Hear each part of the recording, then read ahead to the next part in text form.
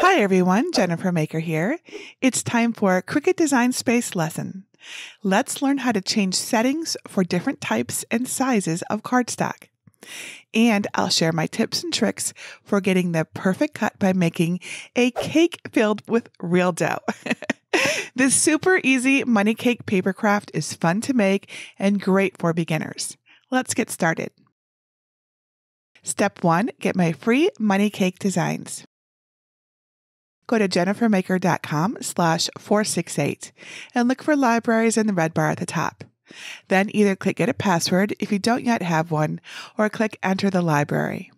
You can find the designs on the page by searching for number 468 and then click it to download the zip file.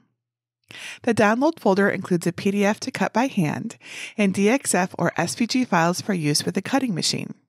I'll show you how to use the SVG with a Cricut in this tutorial. The cake base is in the same SVG as the interchangeable topper decorations. To begin, upload the SVG file to Cricut Design Space and add it to your canvas. If you're not sure how to do this, go to jennifermaker.com/SVGs to learn how to unzip and upload files. Step 2, prepare your designs. This is what the money cake SVG file looks like on the Cricut Design Space canvas. Click on the minus sign in the lower left of the canvas to zoom out and see the whole design. There are 6 fun money cake toppers to choose from. You can make a birthday cake, happy birthday sentiment, balloons, layered heart, congratulatory glasses, or a cute gnome.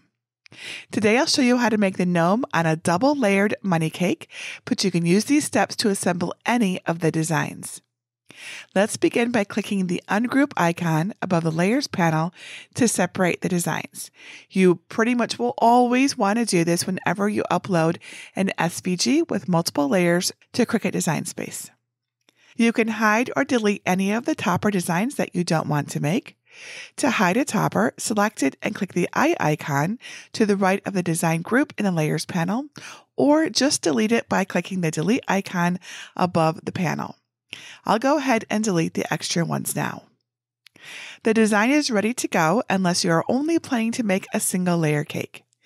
If you do not plan to assemble the top tier, ungroup the cake design and delete the 3 smallest circles. They are the ones with 6 holes and a line in the middle. Also, delete the 2 smallest rectangular tabs. You won't need those for the single layer. But if you're going to make a double layer cake like me, leave the cake pieces as they are.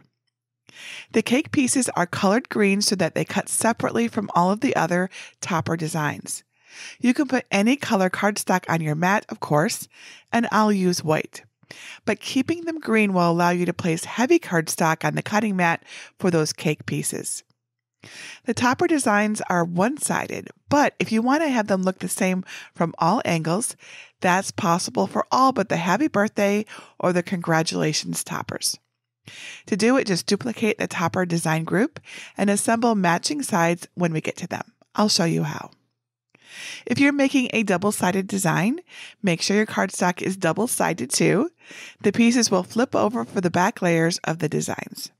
Now, I don't recommend you resize the designs at all since they are perfectly designed to hold rolled up paper currency. Once everything looks good on the canvas, we're ready to move on. Step 3, cut your designs. Make sure the appropriate Cricut machine is selected in the upper right corner and click Make It. If you're prompted about how you will load your materials, select On Mat and 12 by 12 and then click the green Confirm button. I'm using both 12 by 12 inch and 8.5 by 11 inch cardstock for this project. If you're also using different size cardstock, you'll need to change the material size under the mats. Select the color mat that you need to change and click the arrow to drop down the material size options. Select 8.5 inch by 11 inch letter. When all adjustments are in place, click back on the first mat and click Continue. You'll now choose your materials. I'm going to cut the gnome designs on the medium cardstock setting and the money cake base on heavy cardstock.